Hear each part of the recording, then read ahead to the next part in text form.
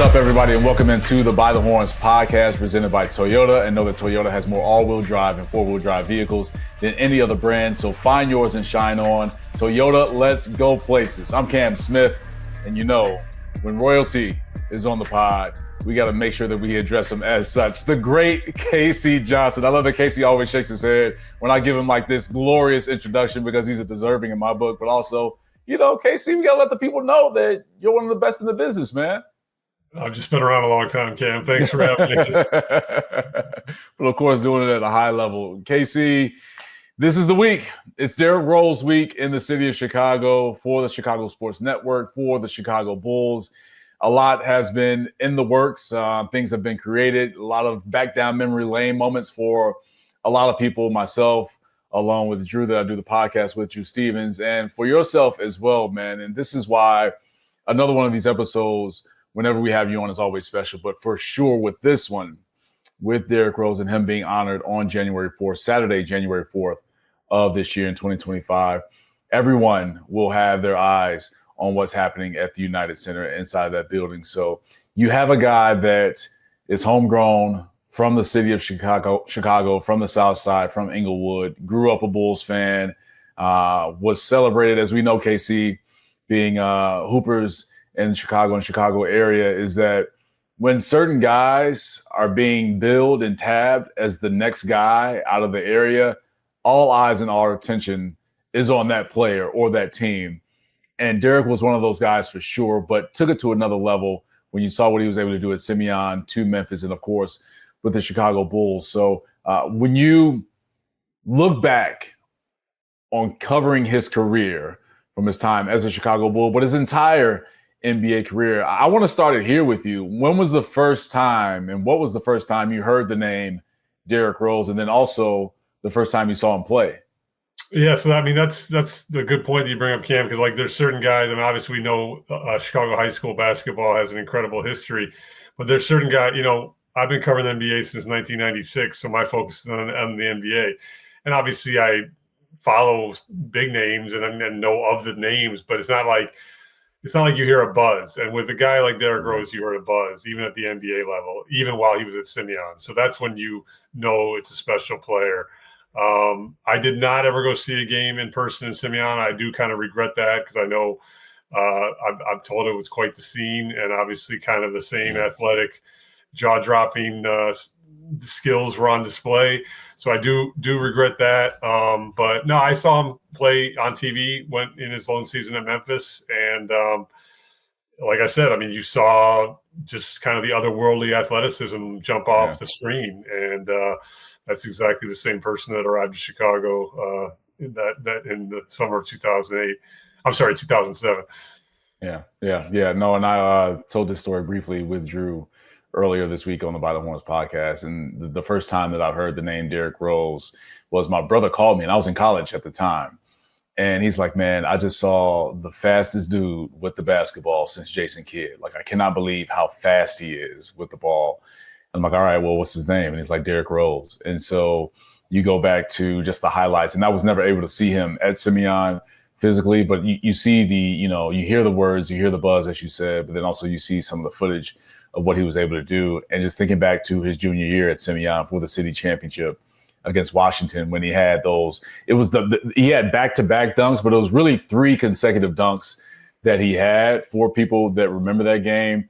And of course, the final one was the and one over former Kentucky Wildcat DeAndre Liggins, who played in the NBA as well, so former NBA player there. And it was like marking his territory, it felt like, in the United Center with those dunks and what he was able to achieve as a, Simeon Wolverine. So that's thinking about just the first time that I heard Derrick Rose or saw him play. I go back to that conversation with my older brother in that moment, of course, of seeing those dunks for the city championship. But again, it's one thing to have the recognition, but it's also another thing to have the pressure on you and live up to the pressure and expectation, especially being the number 1 overall pick for your home city, right? I mean, you go back and you think of a lot of guys that have gone to play for their hometowns and their home team, and it doesn't really pan out the way that people expect. People expect this fairy tale type of production and kind of memory and things like that, but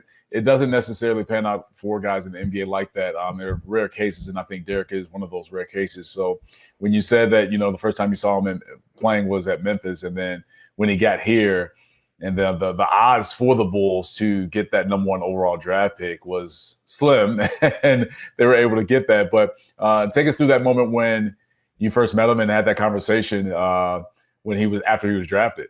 Well, I mean, the going back to the draft lottery, another funny story is I wasn't even watching the draft lottery. I actually went to most draft lotteries when the Bulls were in that rebuilding Tim Floyd era. I used to go out to Secaucus for the Chicago Tribune and cover those, but that was an unexpected appearance in the draft lottery because obviously that season the Bulls entered with high expectations. Scott Skiles got fired that season. And so I was, the odds, as you mentioned, Cam, were so low. I was not even watching. And all of a sudden my phone just started blowing up in that summer of 2008. So, it was just magical. And you bring up the hometown kid. And that's the thing that I always kind of jumps out to me about Derrick is I've covered a lot of Chicago athletes on the Bulls. And there are some who, embrace the responsibility of playing for their hometown, and there are some who don't really enjoy it. And Derrick, to me, is kind of the main example of someone who not only embraced it, but really understood what it meant to try to win a chip for his city. I mean, and I've talked to him about this. It's that's his one regret is that he never, two regrets. He wanted to finish his career here, as we all know. And then obviously he also wanted to win a championship for the city of Chicago. So, first meeting, just humility. But I always tell people don't let humility mistake you for lack of confidence. Because he had confidence oozing out. He knew how good he was, but he didn't carry himself that way. And that is, to me, the most endearing quality about Derrick Rose. Yeah, K.C., I'm not sure if you saw the sit down with Derrick and Joakim with that, and just going through those moments in the conversation that they had. And Joakim said it best, and similar to what you said about Derrick, in that he may come off as humble and soft spoken and kind of closed in, but in his inner circles and people that he trusts and he has these conversations with, that he really exudes confidence, and he'll tell people that this is going to happen. I'm thinking about the conversation, and this is really why that sit down with Joakim and Derrick was really, really nice, where the game winner against the Milwaukee Bucks and Brandon Jennings. And we know that Brandon Jennings and Derrick had the history going back to high school when Oak Hill came to Chicago to face off against Simeon on ESPN. And that was, nationally billed game, a lot of eyes on that one. And Derrick showed up and showed out. But Joakim said that, after Milwaukee scored and he's inbounding the ball, and Derrick tells him, as the arena is going crazy, that, hey, watch this. And Joakim's like, wait, what is he about to do? Because normally you don't have a player in that situation with obviously knowing he's going to be the guy to take the last shot. You're on the road. It's the Bucks Bulls. You have that little rivalry there when it comes to the 294. But you think about all right, why is he so calm and poised in this moment just to say, watch this, and then goes out and executes that play? So to your point of just the confidence that is quiet, but it's the confidence of a lion. He always felt that whenever he was on the court or in any arena, that he was the king of the jungle. Absolutely. 100%. And, I always hate to bring up this name when I'm talking about Derrick Rose, but I'm going to do it with context. What another big quality about Derrick that I always admired was his ability to lift teammates up. And he did that through loyalty and support and showing confidence in his teammates. So, obviously you always heard about Michael Jordan's ability to lift teammates up. They did it in very different ways. I mean, Michael Jordan did it kind of with sheer force of will and, kind of maniacal competitiveness, whereas Derrick did it almost like in a comforting, quiet, stoic way. I mean, the thing that's well publicized that I always remember is, I'm rolling with Keith Bogans. I mean, you got the summer of crazy 2010 free agency, and Derrick is out there saying Keith Bogans is my starting shooting guard. It's and he got killed for that, because people say in this day and age, you got to recruit. Well, that's not who Derrick's about. I mean, he's about who's in the uniform with him. I hate to use war cliches, but who's in the foxhole with him. And he always supported those guys. And I'm telling you, I had multiple conversations with teammates over the years. like back end rotation teammates that would say how much that meant to him, that here the best player or one of the best players on the planet, has my back and has confidence in me. And that's got that. It's not an accident that those two teams led the league in regular season victories in 2010-11 and 2011-12. It's because it's because of a lot of reasons, but that to me is a big one right there. Yeah, because it's the mentality of like, look, I know this is a different era in terms of like recruiting guys and trying to get, these big name free agents or superstars to play with our team. But at the same time, it says a lot when you can go to bat for Keith Bogans. And this is no knock on Keith Bogans, obviously had a long NBA career. But when you have other names that were out there, KC, available, and Derrick's like, no, I'm with my guys, right? And you've seen it even back when, going back to just, I think it's just foundationally who he is with his family. And he talks about his mother all the time and his three older brothers, of just how they just kind of went and attacked things as a unit together, but more so on the basketball standpoint when he was at Simeon. Like, he obviously could have transferred to more national powerhouse type school outside of Chicago, outside of the state of Illinois, or going anywhere else, right? Not as much as we've seen it in this era of high school basketball, where guys, especially from Chicago, are transferring to a lot of prep schools. But he knew that these were the guys like Brian Orange, Tim Flowers, Randall Hampton.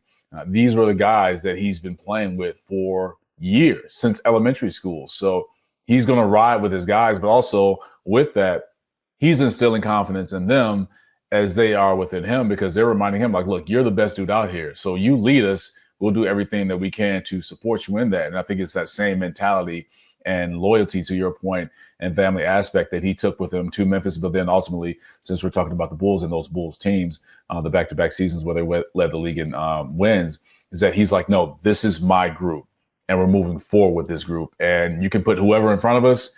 We know one thing: we're going to be out there competing, and it's not going to be anything that's going to be soft or sweet from our standpoint. We're going to battle you. Right. Yeah. Incredibly loyal guy. Also a world-class observer. I mean, people say that Derrick is quiet, and he is introverted at his core, but he is a world-class observer. He knows exactly what's going on around him. He takes a lot of stuff in, doesn't talk a lot, but he's taking it all in. And when he talks, it usually is something pretty important or significant to say. And I've always pushed back on the notion that he's not a great public speaker, because I've had, first of all, there's the MVP speech to his mother, Brenda Rose. It's, to me, the epitome of love and eloquence. But also, for those of us who covered him his entire Bulls career, it's like the amount of times I went to him, and he always had time and would always sit and kind of work with the writers to, finish the interview. I mean, like, he wasn't great always on TV because he didn't love being in the spotlight. But I was working for a newspaper at the time. So, like, for those of us who were doing what we were doing, around the team every day for newspapers, man, I thought he gave fantastic interviews. So, world-class observer, very deep, introspective guy. And it's been cool to see all the love that's coming his way, and it's going to obviously come his way on Saturday. Yeah, no doubt. And he deserves all of that love. And you talked about when, he speaks, people listen, and what he says is powerful. So going into his third NBA season, I was there at the Bulls facility, practice facility, when he's at the podium. And I know you remember this, KC, where it wasn't anything provoked. No one provoked Derrick saying, why can't I be MVP? Why not? Why not me? And I just remember my position, standing to the side and watching him say that. And I'm looking around like, wait a minute. I listened to the previous question, but where did this come from? Like, did somebody hold up a sign like you can't be MVP, or you won't? What provoked that? So to your point of him being naturally introverted, but also he observes, and he really takes in a lot of things that are out there, right? Maybe certain names that are moving past his, or his name being overlooked with other names. And so it felt like that summer, that off season, his mentality was always to say, hey, I've made my mark in the NBA. We obviously know what he was able to do his rookie year and rookie of the year, and 36 points against the Boston Celtics, and tying the great Kareem Abdul-Jabbar for NBA playoff debut as a rookie with those 36 points. We saw what happened his sophomore year, and then of course, or sophomore year, second year in the NBA. And so I think it felt like for him, KC, he knew what his goal was, and he knew that he could achieve that goal. And then that's when you get the, why can't I win MVP? Take me back to that moment for you. And, what's like, what did you have the same reaction? I'm sure all of us in the media space had, were just like, who provoked that? Where is this coming from? Well, the question was asked by the great Mark Shanowski. I remember like it was yesterday, 2010 media day. And actually my approach to that comment, as a beat writer, was I actually went and talked to his teammates about their reaction to that quote. That's kind of the angle that I took, because I thought it would be something a little bit different in the Chicago Tribune, who I was working for at the time. And everyone was like, that's Derrick. I mean, that's the stuff that you may not always see every day, you guys, but we see that quiet confidence and observation. I think you make a good point about him. Probably part of that answer was him realizing that some guys' names were going past him, and he's like, hey man, I put the work in. I'm just as good as those guys, so why can't I be MVP?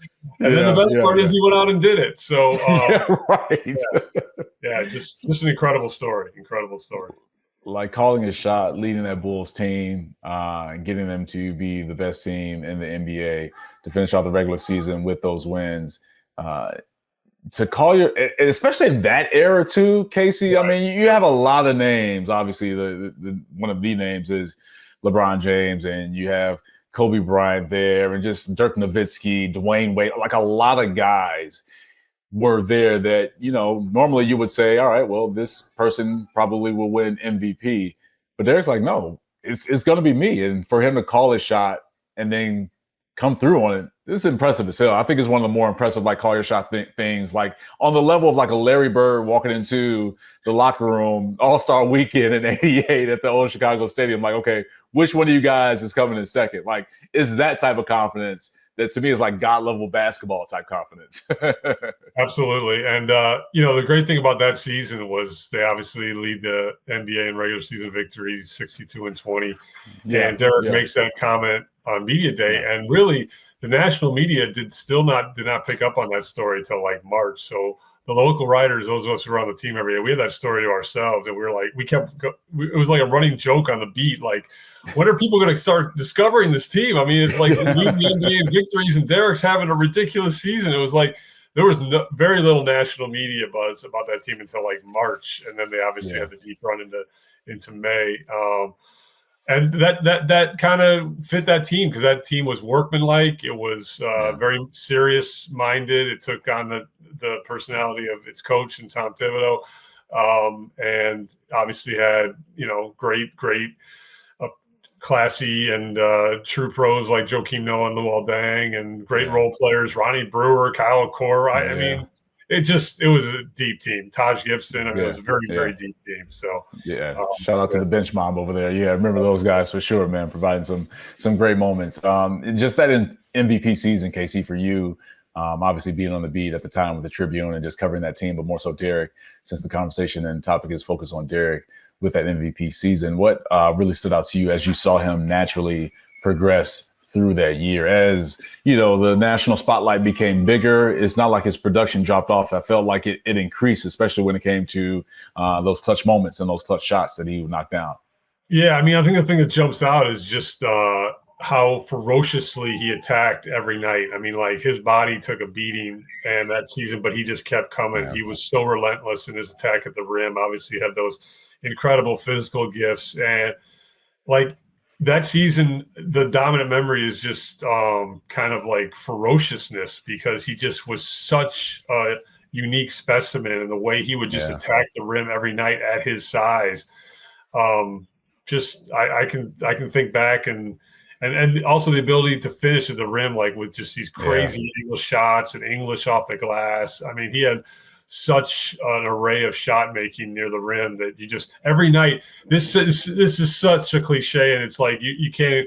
You hear people say this in like documentaries all the time, but it's true. Like almost every game, he'd do something. He'd be like, "What?" You like, your jaw would drop. You'd shake your head. You just couldn't believe what you're seeing. And obviously, I was fortunate enough to cover the last 3 seasons of the second three-peat. So I was around Jordan. And again, I don't like to bring those names in the same sentence, but here I've done it twice in one podcast. Nobody's counting. Nobody's keeping count, KC. Go ahead, cook. It's the same thing. It's like those guys just would do something every game where you just couldn't believe what you were witnessing. And it's cliche, but it's true. It really is. I mean, that is my dominant memory of the 10-11 season. And you get so much greatness consistently that you start to, kind of just take it for granted, right? Like you get spoiled with it, it's like, all right, man, we've seen it here, and the next game and the next game. It's like, okay, well, you expect Derrick to do something great, right? Kind of similar to what you were saying with those Bulls 3P teams, like with Michael Jordan, and just watching him play and so many game winners and just tremendous finishes. You're like, I would be shocked if he didn't win or didn't do anything spectacular. And it felt like Derrick was on that same level as well, especially during that MVP year. Yeah, I actually remember not really taking that season for granted because, the performances for granted, because what kept coming out and dominating to me was like how young he was. You're like, he's doing this at this age, and you just kind of let your mind play out to like how long this dominance will be around Chicago. I mean, that was just kind of like the natural assumption, like, wow, we get to witness this for the next 10, 12, 14 years. I mean, this is incredible. And so doing it at that age and with that team around him, and in the age of LeBron and other big names, like you mentioned, and also coming from where the Bulls had come from, I mean, they really hadn't tasted that kind of level of success, obviously, since the dynasty. They'd had good teams and playoff teams, but nothing like that team. And I maintain that was one of the more competitive 4-1 series I've ever covered. That Eastern Conference Finals was incredibly competitive. Miami knew they had a beast on their hands, and you got to give them credit for winning that series. But you just kind of thought like, wow, this is going to be incredible for the next decade. And then obviously the tragedy happened. So it's it's one of those, the what could have been.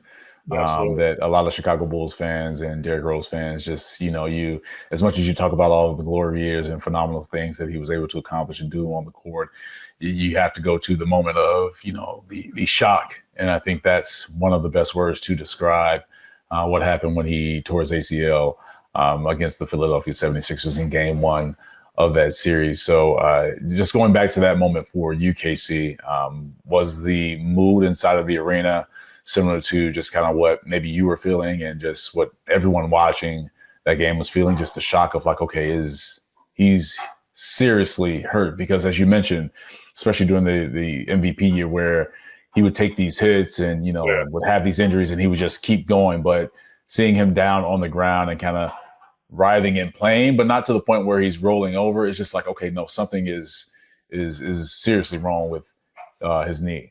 Yeah, I mean, so many memories. I mean, obviously the jump stop, no contact, your mind immediately goes to hopefully not the worst case scenario, but that's where your mind goes. And I remember Doug Collins, who was coaching the Sixers at the time, making a beeline down the coaching sideline to the baseline in almost like empathetic fashion. And then the trainers running out, Fred Tedeschi and at the time. And I mean, a stunned silence. It was a hushed silence that came over the United Center, and the quote that led my game story for the Chicago Tribune the next day, I'll never forget it, was Kyle Korver, saddest win ever. I mean, it was just, and that was in the immediate aftermath before you knew it was a torn ACL, because players, everyone kind of knew it was something bad. And, we're interviewing players 20 minutes after the game. Derrick's off to Rush Medical Center right down the street from the United Center getting the test performed. But everyone kind of knew how serious it was. And it felt like a funeral. It was awful. It was awful. Yeah, it definitely was. And obviously the road back for him, still impressive. And I think that's another reason why Derrick is admired and celebrated, because of what he was able to do when it comes to going through rehab and coming back from his injuries, right? Just the perseverance that we talked about him, just the quiet confidence and, being introverted, but then also understanding, what he has in front of him and what he has on the court, and he's going to try and lead those troops. But it's him just having the perseverance to say, no, this is not going to be the end of my story. I'm going to try and come back get back to the level that I was. And he wasn't able to do that. But still, I think that's another part of his story that is always influential and impressive to a lot of people, is that he just never stopped, K.C. He just continued to move on and push it forward to get himself back to a guy that, could relive some of those moments that we saw during his MVP season and his first few seasons with the Bulls. Yeah, and that's the thing that I keep hearing when I'm talking to people that played with him and are coming back this night. I mean, we're taping this morning after the Wizards game. I was just in D.C. last night, and Drew Gooden, Wizards broadcaster, he was telling me how he's flying in for this. The Nice. Wizards schedule breaks where he can fly in. And everyone I've talked to, that he's just the most recent example that popped in my mind, but everyone has talked to is bringing up the same point. Like, they're how happy they are for Derrick that he's going out, or he went out on his terms, and now, it lines up with this night where, I mean, it's going to be a pretty cool atmosphere with the United Center on Saturday night. Yeah, no doubt at all. No doubt at all. I mean, you have an icon, and I'm not hesitant to describe Derrick as that. I describe him also as a symbol for Chicago. I get into my superhero Marvel Comics, DC, wherever you lie on the superhero thing or side of things, but he's a symbol for a lot of people in Chicago, a lot of basketball players on so many different levels, and even off the court too, of just how generous he is and just how giving he is and what his heart is when it comes to trying to help people out. And I think that's another great thing about Derrick. And we've seen it in so many different ways on and off the court, but especially off the court in Chicago, where he involves himself that's sometimes covered and a lot of times it's not covered. And I think he wants it that way, that it's not covered, because it doesn't align with really who he is. And you said this earlier, K.C., he's not a guy that, wanted to be in the spotlight. That's just not him. He wants to be a guy that, hey, I'm going to use my blessings and use my resources to help those that are in some situations financially less fortunate than I am, but also in situations where I can take them to another level that they didn't really see in their eyes. Absolutely. And obviously made that that big donation, $1 million donation, After School Matters, way back in the day. I mean, again, he didn't like the attention that came with that stuff, but it was just kind of wired in him. There's an event tomorrow that he's going to be doing, announcing a post-career initiative on the South Side. I mean, I'm really excited to see where Derrick's post-career life takes him, because as I mentioned before, he's a very introspective guy. He knows how fortunate he has been. Always took care of his family and friends, obviously, and I think it's going to broaden to include even more philanthropy as we move forward here. Yeah, for sure. And a lot of people will be able to benefit from his philanthropy and just his big heart. And I think that's for him, understanding that at an early age and speaking to some of his best friends in Tim Flowers and Brian Orange, that he's always been the same guy. And I think that's another special characteristic and trait about Derrick, is that the fame, the recognition, the celebrity that was brought because of his basketball talent, it never changed him. He still remained true to his core values and his foundation, is that, if I can help you, I will definitely go out and do that. But also at the same time, I want to represent the city of Chicago and put it on my back and put it on a level that, some people haven't seen before, with being a homegrown talent and just carrying the flag for the city. Yeah, I mean, and that's where I started this podcast, Cam. It's like his embracing of what it meant to play for the Bulls and to play for the city. He took that very, very seriously. He was very aware of that right from the jump. Yeah. Even though he was a pretty quiet, introverted guy that rookie year, and really didn't like doing media interviews then. That quality even then shone through. It's like he really, really, really embraced the city and knew what he meant to this city. And that's why, I was talking to Io and Taylor Horton Tucker last night in DC. We were just reminiscing about Derrick Rose stuff in the locker room. It's like, what he meant to the players like that and countless others is immeasurable. And that's why Saturday is going to be such a love fest, because everybody's going to send that energy back to him. And I don't think, because I've talked to some people that are very close to him, he's finally ready to he's not going to milk it, but he's ready to soak that all in and bask in it, obviously. And he knows he's earned it. And I can't wait to see what happens. It's going to be very cool. Yeah, I am anticipating a lot of emotion inside of the United Center. I will be there along with UKC, and just the goosebumps that I felt the day that he raised the MVP trophy that David Stern gifted him in that ceremony, and just the adulation, the love, the support, the standing ovation that he got. I mean, people were already on their feet when he was presented with this award before the game. But it was one of those moments where you just saw yourself and like, you know what? He represents Chicago. He represents me. Like this is what and who we want to on a sports level, and a basketball level, since we know that basketball is, so major in the city and has been for decades, that this is the person that you want on the biggest stage in basketball, holding up the highest individual honor and being the NBA's most valuable player. So that's the anticipation that I have for Saturday night of getting that feeling with that. But before we kind of wrap things up, K.C., I know you have a lot of favorite memories, whether it's moments or games or maybe even conversations that you've had with Derrick. So for you, what stands out? Well, my off-court one is, I've said this many times, is easily the MVP speech to Brenda, because it was like there were only two people in the room, and it was such genuine love and eloquence. It was so powerful. I remember it was yesterday. So that's my favorite off-court moment. My favorite on-court moment is you brought it up earlier, Cam, is game one of his rookie season. Going into Boston Garden, a historic place, and tying another historic record that Kareem Abdul-Jabbar set way back when he was Lil Alcindor, which is how old that NBA record had been around. And just, to do that, I mean, playoffs are a different beast completely in the NBA. And to do that your rookie year, and then obviously with the crazy, incredible series that followed that performance. But that actually ties into another quick off-court memory. Was this kind of, to me, is where we could maybe put a bow on this and sum up Derrick Rose. So, like, he has this incredible game, 36 points, game one, road victory, isn't scared of the moment. And then the next morning, I'll never forget, like, the Bulls were practicing at this small college near their team hotel in Boston. And it was only like a block away, but for security reasons, NBA teams still use buses to go even like a block. But Derrick decided, a few other players, a beautiful spring day, decided to walk. But Derrick was walking by himself, and he had his knees wrapped in ice, and he's walking down the street. And for some crazy reason, he didn't have much Bulls gear on. Like, nobody recognized him. Now, it's only a block, but I was trailing him because I left the practice. I was like 50 feet behind him. I was just, reporting observer mode. And I'm like, this is Derrick Rose's dream. It's like he drops 36 points for a road victory against the Boston Celtics, and the next day he's walking down a Boston street and nobody's bothering him. I was like, he's living his best life right now.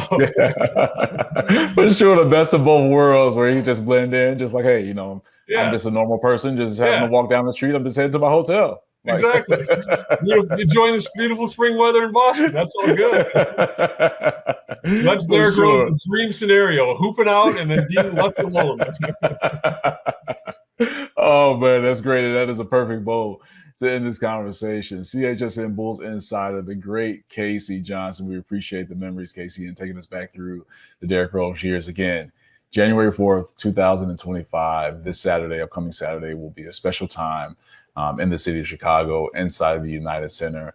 I think it's going to be one of those moments where if you're there, if you're watching, you just try and absorb it all and have that lasting memory. I know there's going to be a lot that will be delivered on social media, content-wise. I mean, we have our own things going on the Chicago Sports Network with a 1-hour Derrick Rose special that will premiere on Thursday, tonight, a little later on as we record this podcast today, but then also re-air starting at 5 p.m. with a full celebration, full coverage on the network with the 1-hour special heading into Bulls Countdown Live. And so many former players and teammates and coaches, and just, it'll be a Chicago reunion, Chicago Bulls reunion, Chicago basketball reunion. And I think that's going to be the great thing and special thing about what's ahead on January 4th, 2025. So for K.C. Johnson, I'm Cam Smith. This is the By the Horns podcast presented by Toyota. And know that Toyota has more all-wheel drive and four-wheel drive vehicles than any other brand. So find yours and shine on. Toyota, let's go places. We'll see you Saturday night.